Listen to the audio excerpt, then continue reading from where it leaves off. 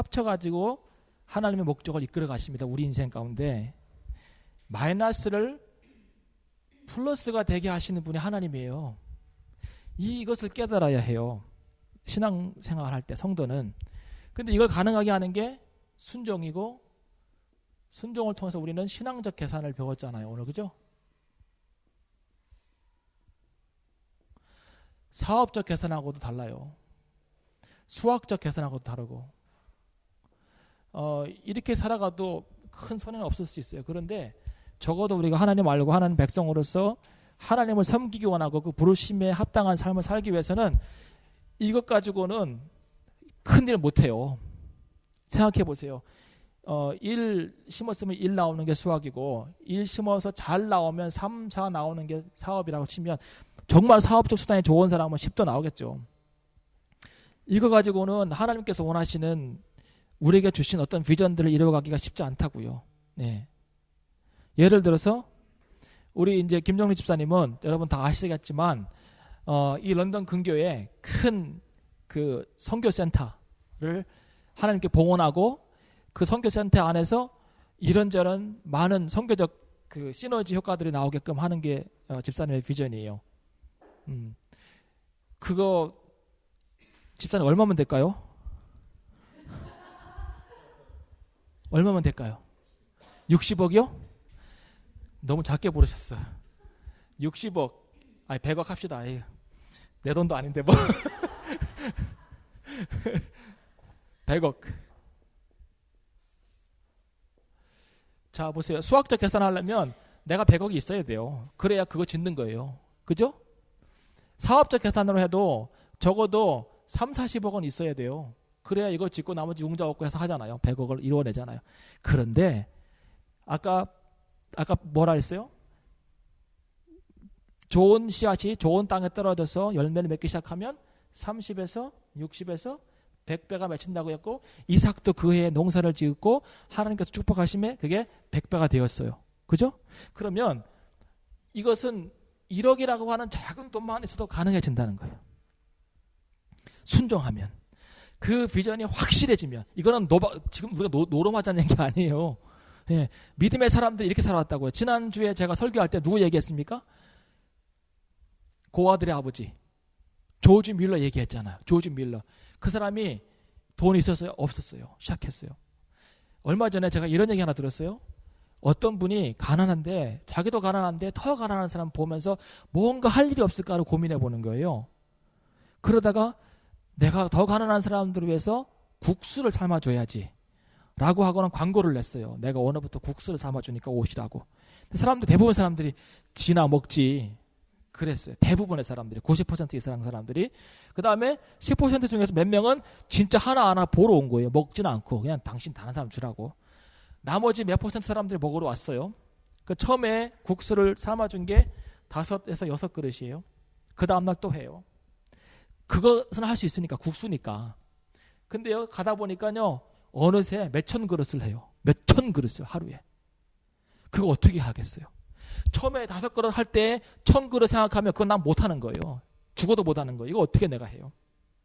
그런데 매일매일 조금씩 하다 보니까 사람들이 먹고 와서 돈을 내고 가기도 하고 어떤 사람이 도네이션, 좋은 일 한다 도네이션 하기도 하고 내가 구하지 않아도 채워주시는 걸 통해서 나중에는 한 1000그릇이라고 합시다. 그럼 1000그릇 하는 거예요. 몇 배예요 그러면? 5그릇에서 1000그릇이면 1000그릇이면 몇 배예요? 200이에요? 어휴, 이 사람은 이걸 더 뛰어넘었네. 그죠? 이렇게 되는 거예요. 이것은 무슨 비즈니스고 무슨 그런 원리가 아니에요. 단순히 믿음 가지고 신앙 안에서 순종함으로 하나님께서 그 마음 주셔서 국수 먹이라고 하는 마음 가지고 순종을 시작하는 거예요. 그랬더니 하나님께서 이렇게 열매를 주시는 거예요. 믿음의 사람들은 이렇게 신앙적 계산으로 순종을 통해 살아가는 것이지 내 돈 많이 가져가지고 하는 사람 별로 없어요. 정말 그래요.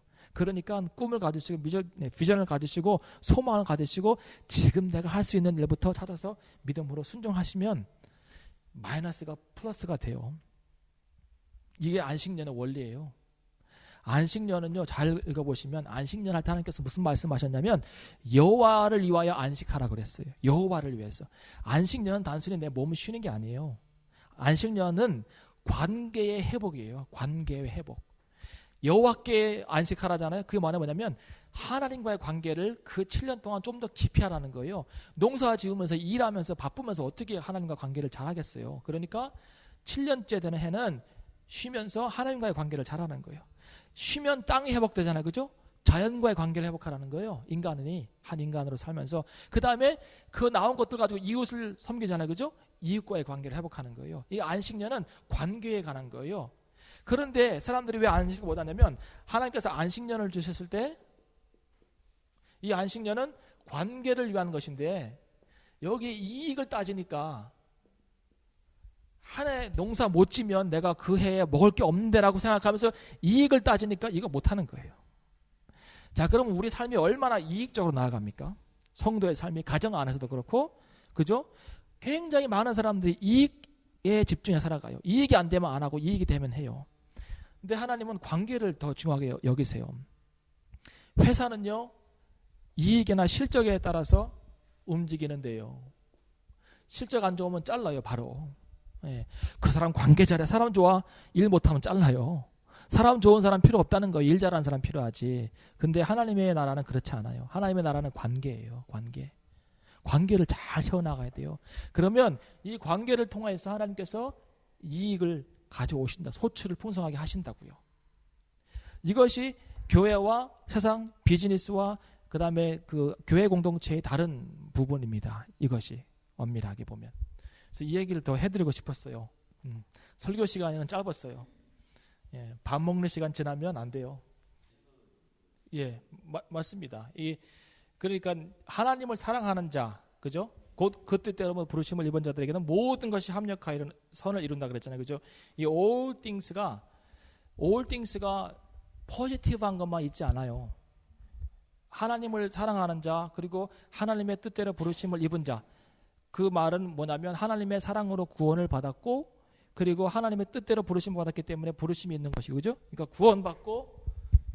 구원받고, 그 다음에 사명 아니면 부르심을 입은 사람이 살아갈 때, 이 부르심을 위해 살아갈 때 모든 것들이 일어날 수 있습니다. 모든 것들이 all things happen. 근데 이 all things 안에는 좋은 것과 나쁜 것이 있겠죠. 좋은 것이 몇 퍼센트 될까, 인생에? 날씨가 좋은 날씨와 그 다음에 안 좋은 날씨를 따지면 안 좋은 날씨 더 많죠. 1년 내내. 좋은 날씨, 해 뜨는 날씨 얼마 되겠어요? 한 20% 될 것 같아요. 좋은 날씨라고 하면 해가 뜨고 뭐 이런 거죠. 바람 부는 날, 비 오는 날, 좀 더 심각하면 천둥 치는 날, 좀 더 안 좋으면 천둥 치고 바람 비고 비 오는 날, 태풍 오는 날 많아요. All things happen이에요. 그러면 네거티브한 게 한 80이 되고 포지티브한 게 20 되잖아요. 그죠?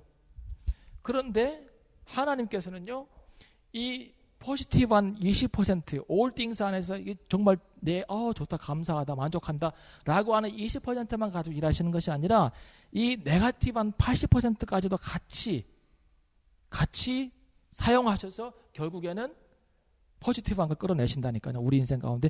이 관점으로 바라보면 고난이 유익이에요. 고난이. 우리가요, 대부분의 유익한 교훈은요, 이 80%의 네거티브한 상황에서 배워요. 마틴 로이드 존스가 무슨 얘기하는지 아세요? 내 인생 가운데 배워야 하는 가장 소중한 교훈들은 다 이 네거티브 상황에서 배웠다는 거예요. 인생이 살아갈 때 산이 있고요, 힐이 있고 밸리가 있어요.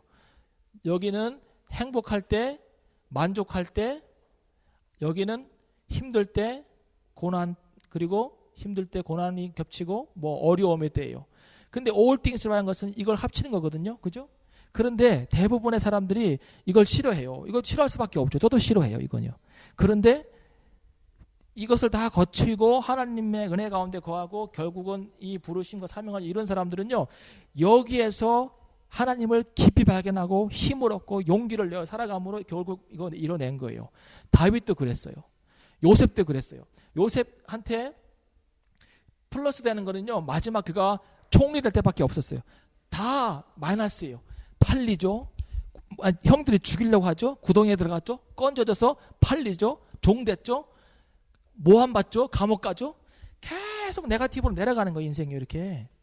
근데요, 이 네거티브가 거의 90%가 돼도 하나님은 결국 all things, 모든 걸 통해서 90대 10을 통해서 결국은 100이 넘는 것을 만들어내세요. 그게 뭐냐면 요셉 혼자 난 것이 아니라 가족에 내려서 가정을 먹여 살렸죠. 그리고 7년 흉년에 왔을 때 얼마나 많은 사람들 같이 먹었습니까? 그거는 100이 아니라 엄청난 큰 효과를 갖고 온 거죠. 그러니까 집사님 말씀하신 거 아주 맞습니다. 정확하게 맞아요. 그 말씀도 맞고, 그리고 이제 합력과 협력을 설명해 주신 것도 정확하게 맞습니다. 그러니까 우리는 이 80%의 네거티브에 너무 신경을 빼앗기면 안 돼요. 이것이 있다고 할지라도 하나님께서 순종하라고 해서 이 마이너스 1을 주셨으면 순종해야 돼요. 이 순종을 통하여서 결국은 하나님께서 3년치가 되는 양식을 주잖아요. 3년치. 이것을 경험하며 살아가야 합니다. 이것을. 사르밧 과부도 그 이야기였고요. 그리고 그 두 랩돈을 집어넣은 과부 이야기도 그 이야기고요. 네. 다 그 이야기예요. 그러니까 우리가 살아갈 때 너무 네거티브한 상황이 너무 많이 연속된다. 길어진다. 힘들다. 어두운 터널을 지나가는 것 같다. 너무 거기에 힘들지 마세요. 힘들어요. 제가 어저께 금요일 설교할 때 그랬잖아요. 햇빛이 비치면 햇빛은 좋은데 그림자가 생기잖아요. 이 그림자는 안 떠나요. 햇빛이 있는 한. 나는 햇빛을 좋아하는데 그 햇빛만 보다 보면 그림자는 있게 마련인데 그림자 안 보여요. 사실은요. 내가 의식하지 않으면. 하나님의 은혜의 빛이 나를 비추면 너무 좋고 감사하고 막 흥분되고 은혜가 되는데 그 뒤에 염려라는 것이 붙어 있어요. 항상 그림자처럼. 그럼 어떻게 해야 돼요? 이거 안 가요. 햇빛이 있어서 그림자가 생기는데. 그리고 또 한 가지는요, 햇빛의 방향과 높이에 따라서 햇빛이 오잖아요. 그럼 나는 여기 서 있잖아요. 그죠? 딱 비치면요 그림자는 이만해요.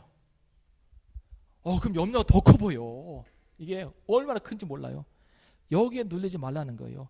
하나님은 우리를 부르신 그 부르심에 합당하게 우리를 인도해 가시고 우리가 믿음으로 무릎 꿇고 순종함으로 세워져 있으면 결국은 합력하여 하나님은 선을 이루십니다. 선은 뭐냐면 하나님의 목적이에요. 예, 그 선을 이루실 때까지 우리가 할 일은 네거티브 상황에서도 순종하는 거예요. 이겁니다. 예, 맞아요. 우리는 집사님 말씀하신 것처럼 성도이기 때문에 교회 안에 비전 안에서 같이 협력해야 돼요. 네. 그리고 우리가 협력해서 일을 나갈 때 우리를 방해하는 세력들이 있어요.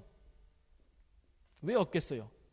우리가 집사님 말씀하신 것처럼 한 성도가 하나 되어서 쭉 나아갈 때 이쪽에서도 방해하는 게 있어요. 이렇게 없을 것 같아요? 있어요. 지금도 있어요. 많아요. 그리고 이쪽 땡기는 것도 있어요. 이중으로 우리는 압박을 받아요. 막는 것도 있고 땡기는 것도 있고. 그런데요, 막는 것, 땡기는 것 다 하나님께서 이용하셔서 우리를 결국 선하게 인도하실 거라고 저는 믿어요. 하나님께서 잠언에 이런 악인도 악한 날에는 적당하게 하셨느니라 그 말이 있어요. 악인도 하나님께서 쓰심에 합당하게 사용하실 때가 있습니다. 성도의 선함을 위해서 사명과 부르심을 이루게 하기 위해서 악인도 적당할 때에 사용하실 때가 있습니다. 예, 그거 바라보며 하나님 전반적으로 모든 것을 계획하시고 아시는 그 하나님의 인도하심에 내어 맡기고 순종하고 있으면 하나님께서 우리를 인도하실 거라고 저는 믿습니다. 네, 이것이 우리 모두의 상황하고 다 맞는 것 같아요. 네, 비전을 품고 기도하는 가정, 그 다음에 또 집사님도 그렇고 다 우리 모두 다 똑같아요. 네. 그래서 신앙적 계산을 잘 머리에 두시고 살아가시면 좋겠습니다. 맞습니다. 감사합니다. 자, 오늘 예레미야 해야 되는데요. 예레미야 하면 생각나는 게 뭐 있으세요? 눈물의 선지자. 예레미야가 많이 울었대요. 예. 그 성도의 삶은 많이 울어야 돼요. 힘들어서 울기도 하지만 감사해서 울어야 하기도 하고 하나님 아버지의 마음이 느껴져서 울기도 하고 그래야 돼요. 네. 눈물의 선지자였습니다. 또 생각나는 거 없으세요? 나는 아이라 말할 줄 모릅니다. 실제로 예레미야가 부름받을 때 10대였어요. 10대. 그러니까 20대가 되기 전에 그때 부름받으니까 정말 아이죠. 예. 요즘 애들은 발육이 커가지고 신현이가 10대라고 생각되세요? 걔가 10대예요, 아직까지. 그 큰 애가 10대예요. 예. 효명이도 10대예요. 그 성숙한 아이가. 예. 그러니까 지금은 막 발육이 큰데 예레미야가 부름받을 때 그는 10대였습니다. 10대. 또 뭐 기억나는 거 있으세요?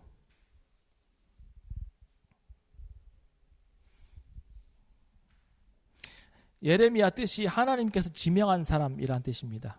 하나님께서 그를 특별히 지명하셨습니다. 이스라엘 역사 속에서 정말 어떻게 보면 가장 어려울 때, 그때 하나님께서 한 사람을 지명하십니다. 그 지명타자처럼 하나님께서 그렇게 나오시게 해서 그로 하여금 그 시대를 감당하게 하십니다. 예레미야는 1장 1절에 보면 제사장 hil기야의 아들이었습니다. hil기야. 이 hil기야가 누군지 아세요? 이 hil기야가 요시야 왕 때, 요시야가 성전 그 청소와 수리를 합니다. 그때 성전에서 두루마리는 입는 거죠. 두루마리 율법을 발견한 사람이 hil기야예요. hil기야. 자, 이 hil기야를 좀 보겠습니다. 열왕기 하 23장 24절을 좀 보세요.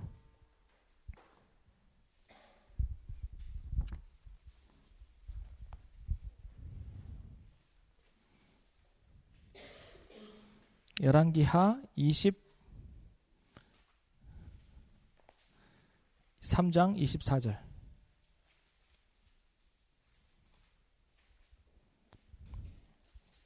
요시야가 또 유다 땅과 예루살렘에 보이는 신접한 자와 박수와 드라빔과 우상과 모든 가증한 것을 다 제하였으니 이는 대제사장 hil기야가 여호와의 전에서 발견한 책에 기록된 율법 말씀을 이루려 함이라 그랬습니다. 자, 여기에서 참 중요한 게 하나 있어요. hil기야가 성전에서 율법을 발견하고 그때의 한 일이 뭐냐면 요시야가 종교 개혁을 합니다.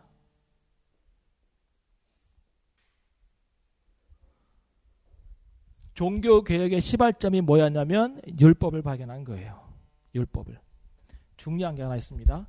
우리가 트랜스포메이션, 뭐 개혁이 무슨 트랜스포메이션이지, 그죠? 아니면 리포메이션.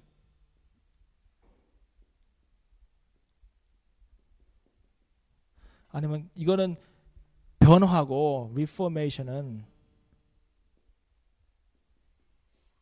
이거는 변화라고 쓸 수 있고 이거는 개혁이라고 쓸 수 있는데요.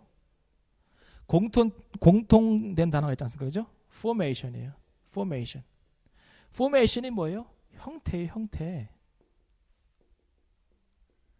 이게 어디서 왔냐면 form이라는 단어에서 왔어요. 그 투수 폼이 좋아. 이 폼이에요, 형태. 이 오리지널 형태가 있을 거 아닙니까? 그죠? 그 오리지널 형태가 뭔가 바뀌어져 있는 거예요. 오리지널로 안 가 있는 거예요. 그래서 다시 리포메이션, 다시 리는 다시잖아요. 그죠? 다시 원래 가진 형태로 돌아가는 게 개혁이에요. 이 원래 가진 형태로 돌아가기 위해서는 뭐가 필요하냐면 인포메이션이 필요해요. 이게 뭐예요? 정보예요. 오늘 너무 중요한 거 배우는 거예요. 자, 보세요. 사람들이 원래 하나님께서 주시는 이 폼을, 하나님께서 주시는 원래 그 말씀과 신앙을 왜 잃어버렸냐면 이 폼이 바뀌었어요. 어느 한순간에. 그 폼이 왜 바뀌었냐면 인포메이션을 잊어버려서 그래요. 하나님께서 그들에게 말씀하시고 깨닫게 하시고 어떻게 살으라고 주신 그 율법의 말씀을 잊고 사는 거예요. 들어와서. 하나님께서 너희가 가나안 땅에 들어가면 매 7년 초막절, 면전년 초막절에 뭐 하라고요? 모든 사람들을 모아놓고 뭐 하라고? 율법을 낭독하라고요. 왜 그랬어요?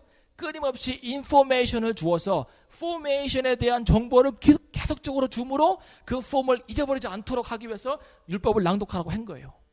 그런데 율법 낭독해서 안 했어요? 안 했어요. 그리고 어느 한날 성전 수리하다 보니까 먼지에 막 쌓여져 있는 두루마리를 하나 발견한 거예요. 보니까 희한해요. 이게 여기 있을 게 아닌데 이 정도로 율법을 안 읽은 거예요. 그리고는 펴보니까 이게 하나님 말씀인 거예요. 나 여호와가 말한다 하면서 쭉 말씀하시는데 무릎을 막 통곡을 하고 그러잖아. 이 율법을 다시 낭독했는데 왜 그래요? 이대로 살았더라면, 우리가 율법을 알았더라면 이렇게까지 타락하지 않았을 텐데 라고 하는 그 회개가 막 나오는 거죠. 그래서 종교개혁이 새로 시작되는데 그 종교개혁은 율법의 발견부터 시작됩니다. 그 율법의 발견이 뭐냐면 다시금 인포메이션 갖게 되었다는 거예요. 신앙의 인포메이션, 정보 굉장히 중요합니다. 어디에서 얻어요? 말씀에서 얻어요. 말씀에서. 그러니까 말씀을 소홀히 하면 안 됩니다. 이 요시야에 대한 그 아주 설명이 잘 나와 있는데요. 봅시다. 우시야 왕 있죠, 그죠? 우시야 왕이 죽던 해에 누가 부름 받았습니까? 이사야. 우시야 다음 왕이 누구죠? 요담. 요담 다음에요? 아하스. 아하스 다음에요? 히스기야. 히스기야 다음 누구죠? 므낫세. 므낫세 다음 누구죠? 보세요. 제가 나눴잖아. 요시야 아니에요. 한 왕이 있어요. 아몬 다음에 누구죠? 이제 요시야예요. 요시야 다음에 누구죠? 여호야김이에요. 성경에 김치가 있어요. 여호야김이에요. 김이 먼저예요. 김도 나와요. 김. 예. 근데 김이 먼저입니다. 그 다음에 여호와김 다음에 누구죠?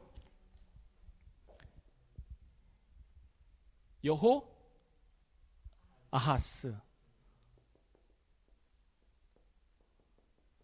여호아하스 다음 누구죠? 아니야. 이거 바뀐 것 같아. 이거 두 개 바뀌었어요. 그죠? 아니요. 여호아하스가 먼저예요. 예, 여호아하스가 먼저예요. 요시야 다음에 여호아하스예요. 요시야 다음에 여호아하스, 그 다음에 여호야김,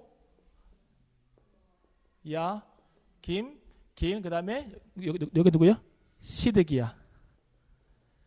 시드기야가 마지막 왕입니다. 자, 여기 위에 이제 다윗이 있어요. 그죠? 다윗이 있는데 다윗만큼 훌륭한 왕이 없습니다. 다윗 이후에 가장 훌륭한 왕을 찾으라면 요시야예요. 요시야예요. 하나님께서 요시야를 너무 기뻐하셨어요. 보세요. 25절에 요시야와 같이 마음을 다하며 성품을 다하며 힘을 다하여 여호와를 향하여 모세의 모든 율법을 온전히 준행한 임금은 요시야 전에도 없었고 후에도 그와 같은 자가 없었도다 그랬습니다. 아주 훌륭한 사람이에요. 이 사람이 640년에 즉위합니다. 640년에. 그리고 640년에 시작돼서 609년에 전사합니다. 개인적으로는 요시야가 조금 더 살았으면 어땠을까 하는 생각을 참 해봐요. 너무 아쉬운데 609년에 전사합니다. 이때의 세계 판도는 아직까지 아수르가 잡고 있어요. 아수르가 잡고 있다가 아수르가 나훔의 선포 이후에, 나훔이 몇 년도 선포했다고? 640년. 그죠? 그러니까 요시야 왕이 될 때쯤 돼서 나훔이 니느웨에 가가지고 이제 다 종합이에요. 헷갈리면 안 돼요? 그런 게 있었나? 그러면 안 돼요. 나훔이 640년 요시야가 왕 될 때쯤 가서 니느웨에 가가지고 너희는 멸망한다 선포하잖아요. 그죠? 이거는 요나 때 선포가 다른다고 제가 말씀드렸죠. 그죠? 요나 때는 회개를 위한 것이었지만 나훔 때는 완전히 멸망하는 거였어요. 그리고 604년에서 선포된 다음에 언제 멸망당하죠? 아수르가 612년에 멸망을 당합니다. 자, 아수르가 팽창하지만 그러나 한편으로는 바벨론이 커오고요. 그리고 또 한편으로는 애굽이 커오는 거예요. 그리고 결국에는 바벨론이 아수르를 침략해서 이깁니다. 그리고 이것들이 눈을 돌려가지고 이제 유다 땅을 보는 거예요. 그리고 유다는 굉장히 겁나는 거예요. 쟤네가 내려오면 안 되는데. 그러니까 뭐 해요? 애굽을 의지하는 거예요. 애굽을. 이런 정세 속에서 예레미야가 뭘 하냐면 너희는 누구도 의지하지 말라는 거예요. 이사야처럼. 아수르를 의지하지도 말고 바벨론을 의지하지도 말고 애굽을 의지하지도 말라는 거예요. 이 메시지를 들었던 요시아가 뭘 하냐면 애굽이 유대 땅을 지나서 올라가서 다른 이제 나라를 쳐들어갈 때 그때 맞서 싸워요. 이 요시아가 그냥 지나가게 해도 괜찮은데 나와서 싸우는 거예요. 그 장소가 어디냐면 무깃도예요. 무깃도. 이 무깃도 전투에서 요시아 왕이 전사합니다. 이 무깃도는 히브리 말이고요. 헬라어로는 이게 뭔지 아세요? 아마겟돈이에요.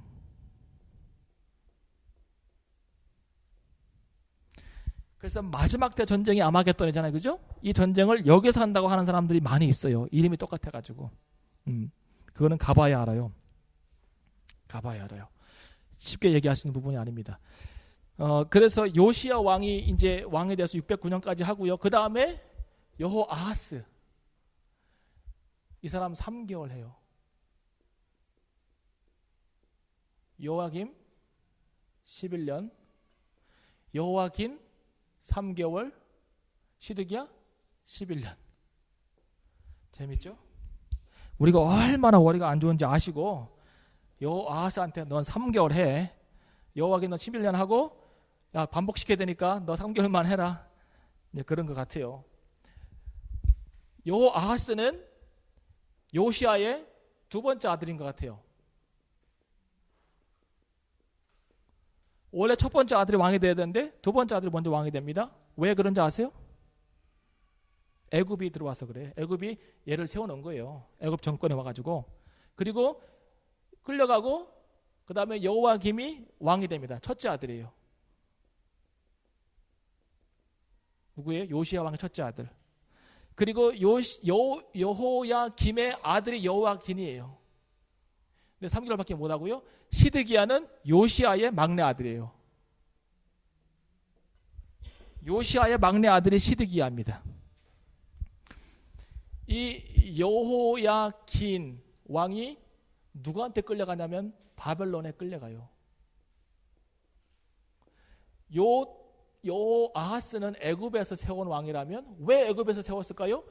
요시아가 애굽하고 싸우다 졌으니까 애굽이 지금 유다를 누르고 있는 거 아닙니까? 그죠? 그러니까 자연스럽게 왕을 세웠겠죠. 자기들이. 근데 정세가 바뀌어서 바벨론에 내려오고 바벨론이 여호야긴 왕을 세웁니다. 근데 끌려가요. 에스겔 1장을 보세요. 어려워질 수 있는데 역사 이야기하면 어려운데 우리는 무슨 은혜 되는 얘기만 해야 되는데 은혜는요 이 역사를 알아야 또 돼요.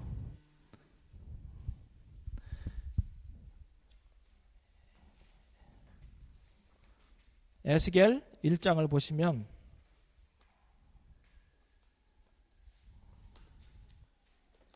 예레미야 애가 에스겔 나오죠. 그죠?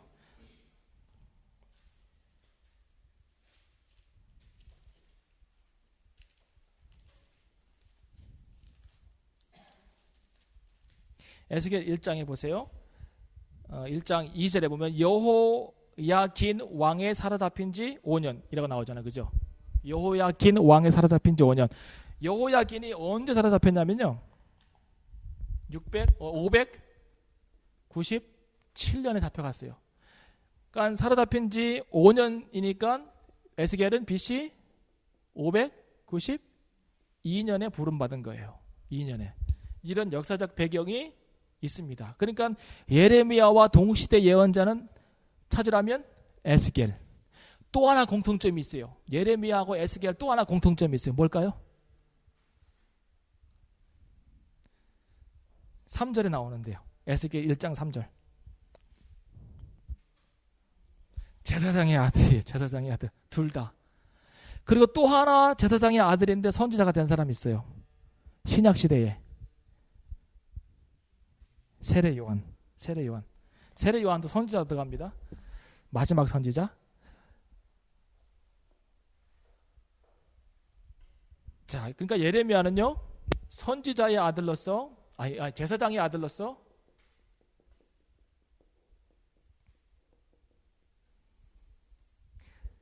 제사장의 기능이 뭡니까? 제사장의 기능은 주어진 율법을 교육하고 성전에서 하나님을 섬기는 거예요. 성전 중심. 예언자는요. 이거는 주어진 말씀.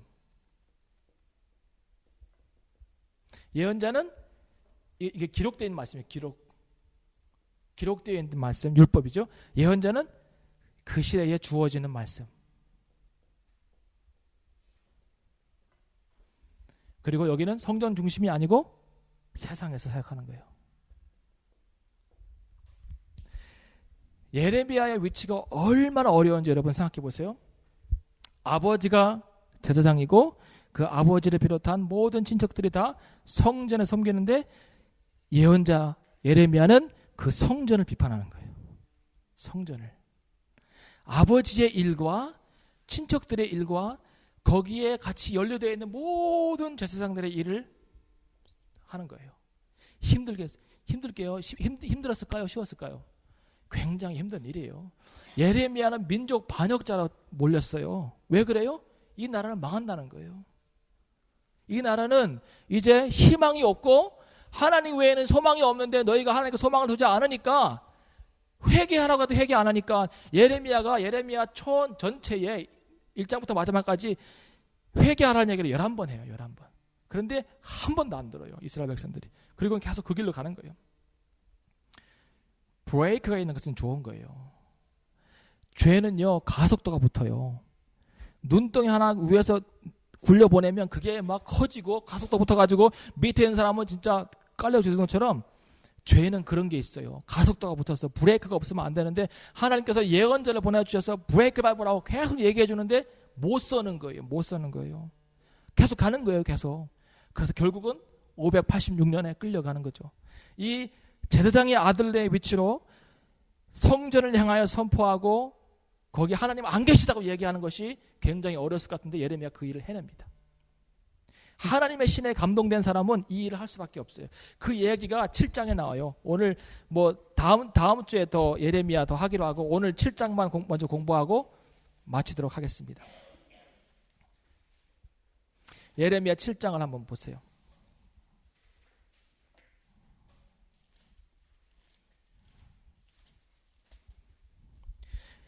여호와께서 예레미야에게 말씀이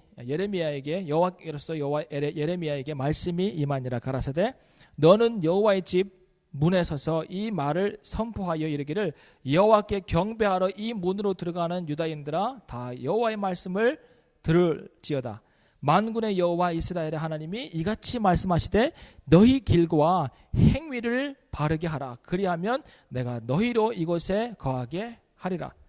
4절이 핵심입니다. 4절이. 예레미야의 선포, 성전을 향한 선포 중에서 4절이 핵심이에요. 너희는 이것이 뭐예요? 성전을 향한 손가락질 하면서 이것이 여호와의 전이라 하는 거짓말을 믿지 말라는 거예요. 아니 성전 중심의 종교 형태를 갖고 있잖아요. 그죠? 이스라엘의 종교에 성전을 빼면 남는 게 없어요. 왜냐하면 하나님이 거기 임재하신다고 믿었고 그 임재하신 하나님을 기쁘게 하기 위해서 절기와 제사를 성전에 지켰거든요. 그런데 이 성전이 하나님의 전이 아니라고 하는 것은 종교 전체를 부인하는 거예요. 그들이 믿고 있었던 신앙 기초를 흔드는 거예요. 하나님의 전이 아니라는 거예요. 왜 그러면 예레미야는 하나님의 성전을 향하여서 더 이상 하나님의 짐이라 하나님의 전이라 하는 거짓말을 믿지 말라고 왜 그랬을까요? 기분 나빠서? 어떤 목사님 아들이 아버지가 하도 마음에 안 드니까 주일날 일찍 가가지고 귀 앞에다가 금일 휴업 써붙였대요. 금일 휴업. 오늘 영업 안 한다는 거죠. 그거요? 아버지 세상에 마음에 안 드니까 성전 가가지고 금일 휴업 써붙인 거예요? 그거요? 아니에요.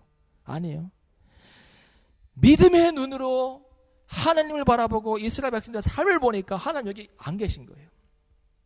하나님 그 성전에 안 계시고 떠나신 거예요. 이게 어디에 나오냐면요. 에스겔 10장을 보세요. 에스겔 10장 18절. 동시대 예언했던 에스겔도 똑같은 얘기합니다. 에스겔 10장 18절. 다 같이 한번 읽어보겠습니다. 시작.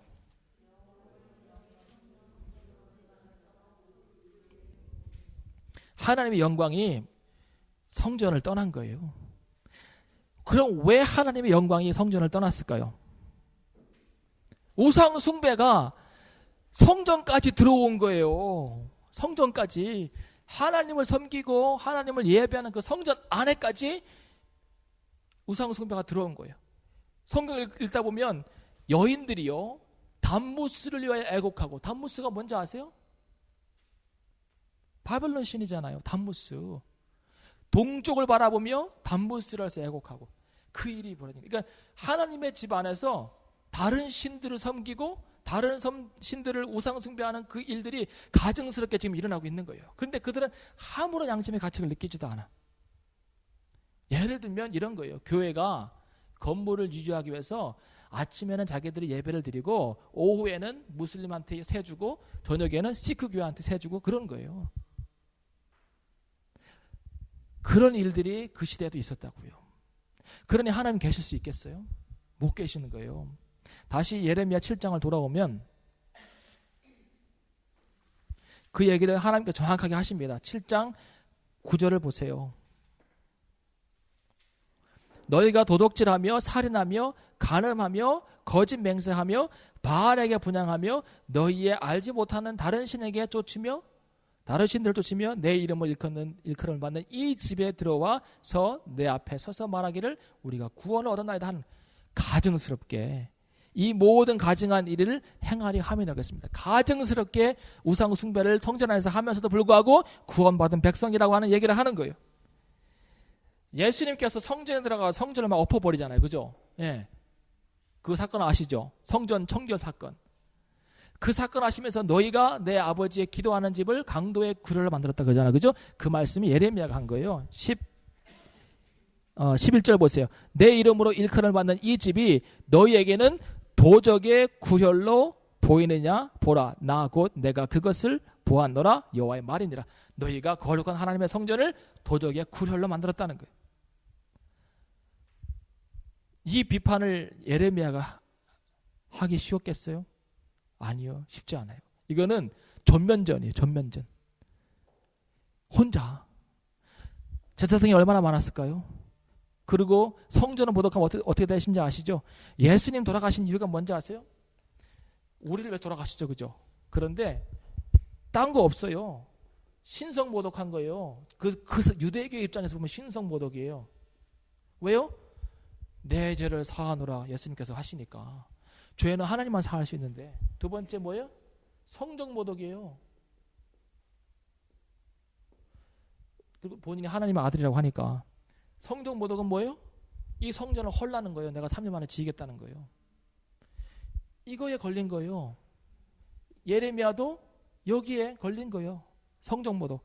아니 이게 하나님의 집인데 하나님이 안 계시다고 하고 하나님 전혀 아니라고 하니 이때부터 도망 다니는 거예요.